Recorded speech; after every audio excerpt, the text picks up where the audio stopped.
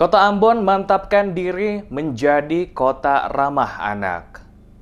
Tekad pemerintah Kota Ambon mewujudkan kota bertajuk Manise sebagai kota ramah anak disikapi dengan serius. Salah satunya dengan menggelar sosialisasi gugus tugas Kota Layak Anak yang dibuka Wali Kota Ambon Richard Wanapesi pada Selasa 10 Januari pagi. Sosialisasi yang menghadirkan 100 orang peserta dari berbagai unsur pemerhati anak termasuk Satuan Kerja Perangkat Daerah Teknis Lingkup Pemkot Ambon ini merupakan inisiatif Dinas Pemberdayaan Perempuan, Perlindungan Anak dan Masyarakat Desa Kota Ambon bertujuan menemukan dan mengkomunikasikan formulasi indikator ramah anak. Wali Kota Ambon Richard Wanapesi mengharapkan Kota Ambon menjadi kota ramah anak jauh dari perilaku perundungan yang diharapkan menjadi kota percontohan dan memberikan perlindungan terhadap anak yang saat ini rawan terhadap kekerasan dan eksploitasi. Menurutnya, Kota Layak Anak adalah kota yang di dalamnya memberikan perlindungan terhadap anak dan hak-haknya dalam sebuah proses pembangunan berkelanjutan dengan menciptakan lingkungan yang kondusif agar anak dapat hidup, tumbuh, berkembang, dan berpartisipasi secara optimal sesuai harkat dan martabat.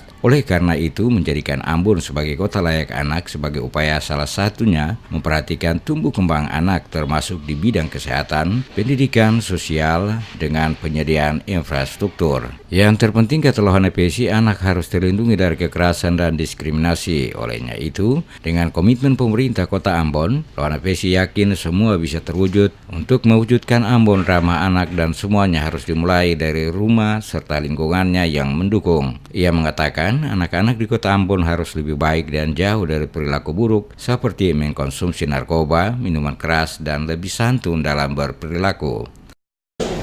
Juga terutama dalam perencanaan ke depan, kita sudah mesti buat ruangan untuk ibu-ibu yang hadir itu menyusui. Ini kita akan mengarah cara semuanya. Termasuk juga itu lingkungan sudah harus siapkan ruang terbuka hijau untuk playground bagi anak-anak itu.